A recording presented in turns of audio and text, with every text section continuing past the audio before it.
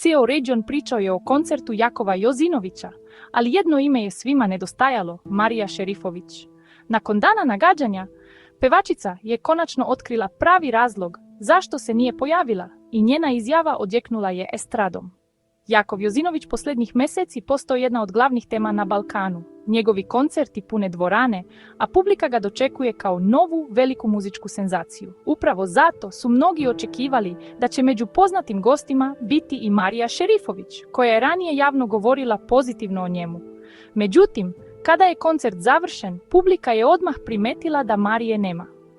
Na društvenim mrežama krenule su spekulacije da možda postoji sukob, neslaganje ili čak ljubomora između estradnih zvezda i mladog pevača koji preko noći puni arene i sale širom regiona.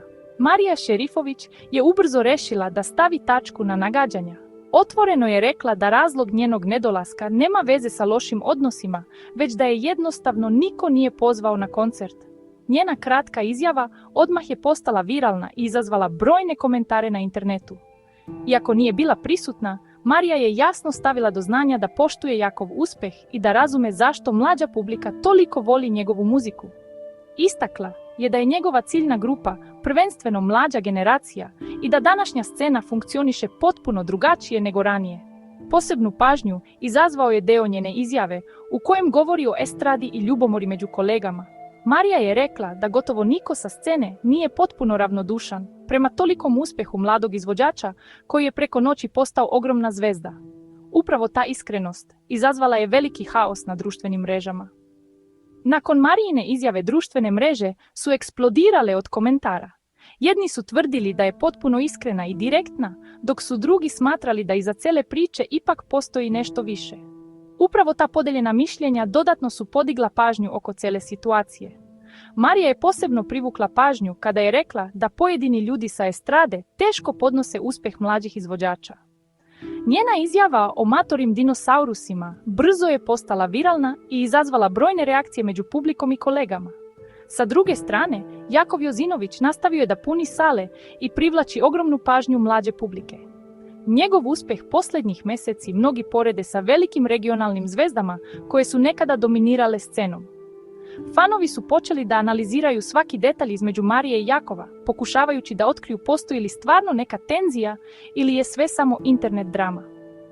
Uprkos nagađanjima, nijedno od njih dvoje nije ulazilo u ozbiljniji sukob. Cela situacija pokazala je koliko brzo jedna izjava poznate ličnosti može postati glavna tema regiona. Dovoljno je bilo nekoliko rečenica da internet danima bruji o odnosima na estradi i novim muzičkim zvezdama. Kako je priča postajala viralna, mnogi su počeli da komentarišu koliko se muzička scena promenila posljednjih godina. Nova generacija izvođača danas preko društvenih mreža i interneta mnogo brže dolazi do ogromne popularnosti. Marija Šerifović je svojim izjavama otvorila temu o odnosima na estradi i rivalstvu koje često postoji iza kamera. Mnogi smatraju da je upravo zbog iskrenosti njena izjava izazvala toliku pažnju javnosti. Iako nije bila na koncertu, Marija je jasno pokazala da poštuje uspjeh Jakova Jozinovića i razume njegov uticaj na mlađu publiku. Time je pokušala da smiri glasine o mogućem sukobu između njih. Sa druge strane, Jakov je nastavio da gradi karijeru i puni nastupe širom regiona. Njegova popularnost pokazuje koliko se muzička scena danas brzo menja i koliko publika traži nova lica i novu energiju. Na kraju, priča o Mariji Šerifović i Jakovu Jozinoviću postala je mnogo više od običnog pitanja zašto nije došla na koncert. Pretvorila se u veliku raspravu o estradi, uspjehu, ljubomori i novoj eri regionalne muzičke scene.